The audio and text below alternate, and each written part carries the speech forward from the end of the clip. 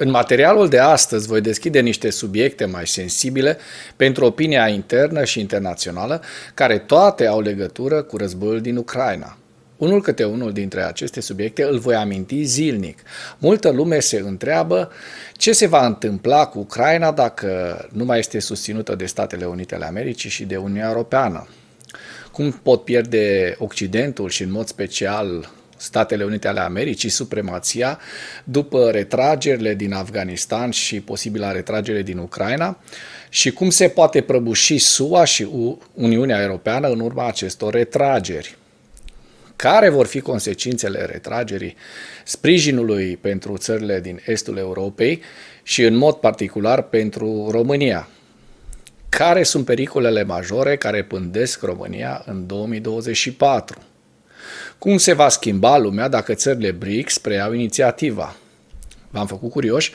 În primul rând vreau să specific încă de la bun început că nu cred că reprezentanții Congresului American sunt atât de inconștienți să nu realizeze că o retragere a sprijinului acordat Ucrainei după retragerea rușinoasă din Afganistan poate cauza prăbușirea încrederii în Statele Unite și a întregului establishment global. În acest establishment, China deține un loc de frunte, așa că nu știu cum vor juca chinezii o astfel de situație.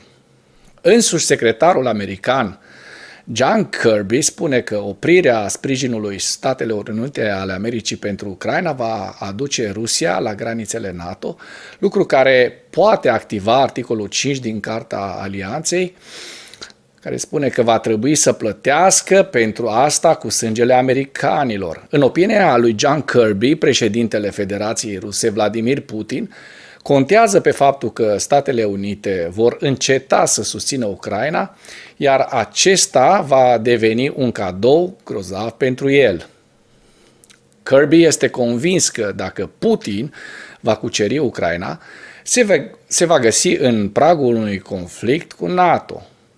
Și așa cum am spus, dacă credeți că prețul sprijinirii Ucrainei este mare în acest moment, gândiți-vă cât de mult va costa din trezoreria națională și sângele american dacă trebuie să începem să acționăm în conformitate cu obligațiile noastre prevăzute de articolul 5, care spune că un atac asupra unui membru NATO înseamnă un atac asupra tuturor țărilor membre ale alianței.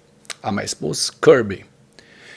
Acest lucru, dincolo de problemele care le pot aduce această oprire a sprijinului pentru Ucraina, probleme de neîncredere și de imagine șubrezită în rândul țărilor din flancul estic al NATO. Așadar, nu cred că americanii își vor sabota singuri supremația, iar dacă o vor face, vor plăti mai mult decât cu sângele american, vor plăti prețul pe care l-au plătit romanii acum 17 secole, care s-au tot retras din calea popoarelor migratoare, din calea barbarilor, până când au rămas fără imperiu.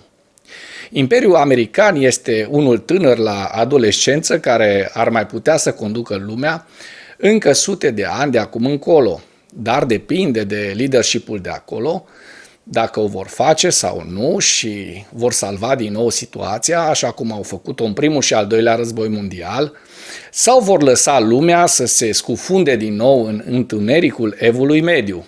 Pentru că supremația Imperiului Răului a unor țări precum Rusia, China, Iran, Venezuela sau Coreea de Nord, asta ar însemna scufundarea lumii în întuneric.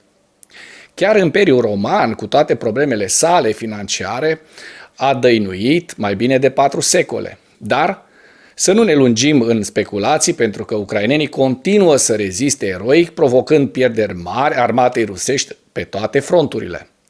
Ziua 654 a războiului din Ucraina.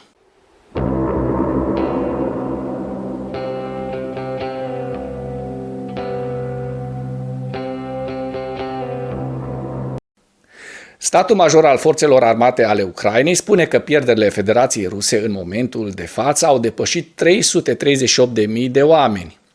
Federația Rusă continuă să ignore legile și obiceiurile războiului, folosind tactici de teroare, lansând lovituri cu rachete și aviație, realizând bombardamente nu doar asupra militarilor, ci și asupra numeroaselor obiective civile din Ucraina.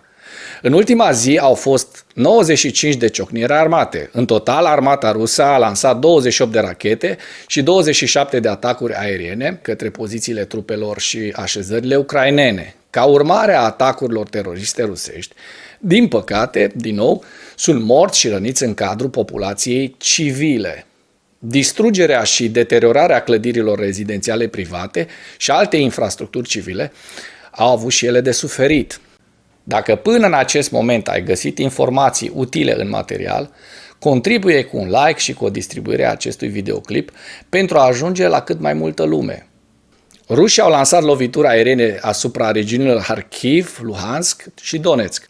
În direcția Kupiansk, apărătorii ucraineni au respins 11 atacuri în zonele Sânkivka, nord-estul Petropavlivka și Ivanivka din regiunea Kharkiv.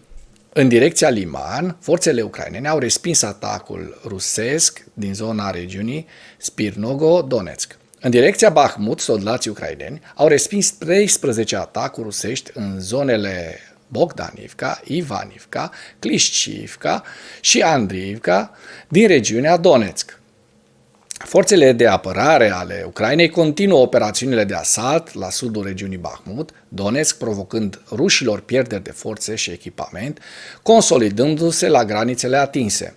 În zona Avdiivka, apărătorii ucraineni continuă să rețină inamicul, care nu abandonează încercările de a înconjura orașul. Ucrainenii mențin cu fermitate apărarea, cauzând rușilor pierderi semnificative, iar forțele de apărare au respins cu succes 35 de atacuri rusești în zonele de est ale Novobahmutivka, Stepove și Avdiivka. În direcția Marinka, forțele de apărare continuă să rețină inamicul în zonele Krasnohorivka, Marinka și Pobeda din regiunea Donetsk.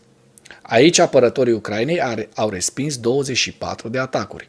În direcția Shahtior și Zaporojie, forțele de apărare au respins toate atacurile rusești, care au încercat să restabilească poziția pierdută în zonele din regiunea de vest a Zaporojie. În același timp, în direcția Melitopol, forțele de apărare ale Ucrainei continuă să provoace activ pierderi de forță și echipament, epuizează forțele rusești de-a lungul întregii linii ale frontului. Ucraina și Suedia discută despre munca comună în domeniul inovației, experiența dobândită în timpul ostilităților, precum și subiecte de ajutor militar și apărare în general.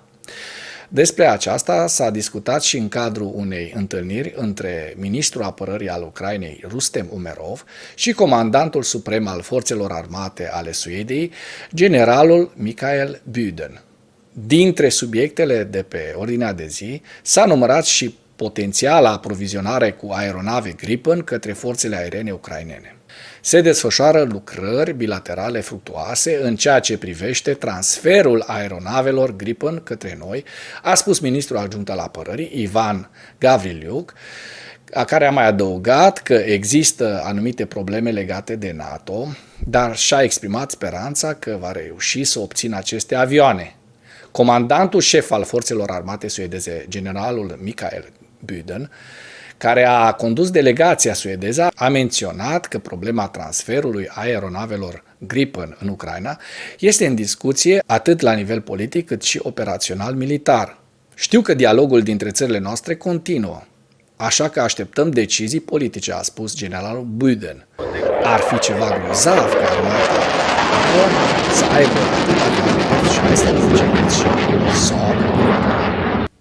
În ceea ce urmează, vă prezint un slide cu evoluția de ieri a celor mai importante fronturi din Ucraina. Hărțile sunt creația Institutului pentru Studiul Războiului. Pentru mai multe informații, accesați linkurile din comentarii.